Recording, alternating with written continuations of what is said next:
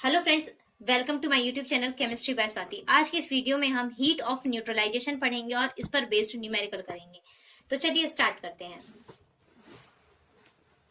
Heat of neutralisation reaction, इसको delta HNEUT neutralisation से भी डिनोट करते हैं। और इस रिएक्शन में क्या होता है कि हीट इवॉल्व होती है, इसलिए ये एक एक्सोथर्मिक रिएक्शन है। तो हीट ऑफ न्यूट्रलाइजेशन रिएक्शन होता क्या है? डाइल्यूट सॉल्यूशन में जब one equivalent acid completely neutralize हो जाता है बेस में, जब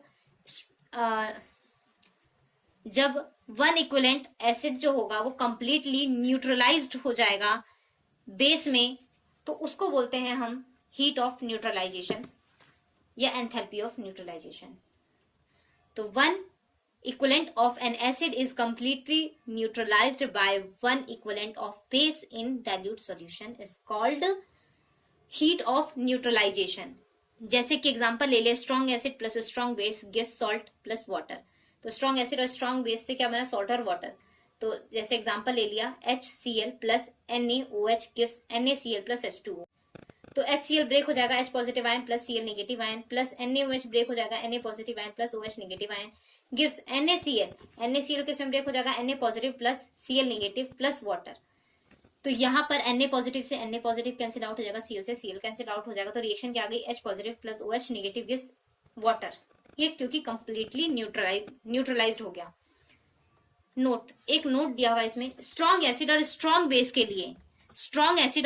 बेस के लिए वैल्यू जो होती है हीट ऑफ न्यूट्रलाइजेशन की -57.3 किलो जूल पर इक्विवेलेंट। एक इक्विवेलेंट के लिए, स्ट्रॉन्ग एसिड और स्ट्रॉन्ग बेस के एक इक्विवेलेंट के लिए हीट ऑफ न्यूट्रलाइजेशन जो होता है -57.3 किलो जूल पर इक्विवेलेंट होता है। वहीं अगर किलो कैलोरी में निकालें किलो कैलोरी पर इक्विवेलेंट में निकालें तो -13.7 किलो कैलोरी पर इक्विवेलेंट।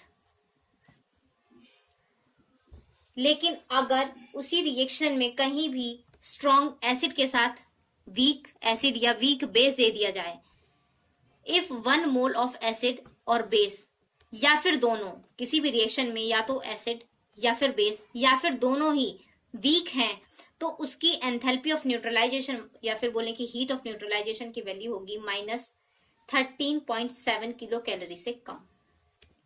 -13.7 किलो कैलोरी से कम होगी वैल्यू हीट ऑफ न्यूट्रलाइजेशन की, या फिर हम बोल सकते हैं -57.3 किलो जूल पर इक्विवेलेंट से कम होगा। एक एक्सेप्शन याद रखेंगे, HF ये वीक एसिड है प्लस NaOH स्ट्रॉन्ग बेस है, तो इससे क्या बना? NaF plus water. तो इसकी एंथैल्पी ऑफ न्यूट्रलाइजेशन जो होगा -16.7 किलो कैलोरी है। यहाँ पर तो बोला था कि वीक एसिड आ जाए या वीक बेस आ जाए तो उसकी वैल्यू -13.7 से कम होता है, लेकिन यहाँ पर ज्यादा है, तो ये एक्सेप्शन याद रखेंगे। अब इस पर बेस्ड न्यूमेरिकल करते हैं।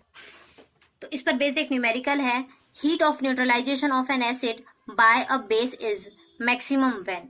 तो heat of neutralisation of acid और बेस की वैल्यू मैक्सिमम कब होगी? जब एसिड और बेस दोनों ही स्ट्रांग होंगे। ऑप्शन हो जाएगा both the acid and base are strong. यहाँ पर वीक है इसलिए इसकी वैल्यू गलत हो जाएगी, ये भी आंसर गलत हो जाएगा। वीक नहीं होगा जब इसकी वैल्यू ज्यादा कब होगी? जब एसिड और बेस दोनों ही स्ट्रांग होगा। अभी हमने पीछे ही पढ़ा था कि एसिड और स्ट्रॉन्ग बेस के लिए एंथैल्पी ऑफ न्यूट्रलाइजेशन जो होता है 57.2 किलो जूल पर इक्विवेलेंट या फिर 13.6 किलो कैलोरी पर इक्विवेलेंट होता है।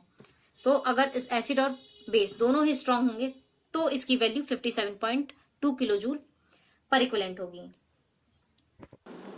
तो आज की वीडियो में बस इतना ही। मिलते हैं अगली वीडियो में। वीडियो अच्छी लगे तो वीडियो को लाइक करें, चैनल को सब्सक्राइब करें। तब तक के लिए पढ़ते रहिए, सीखते रहिए।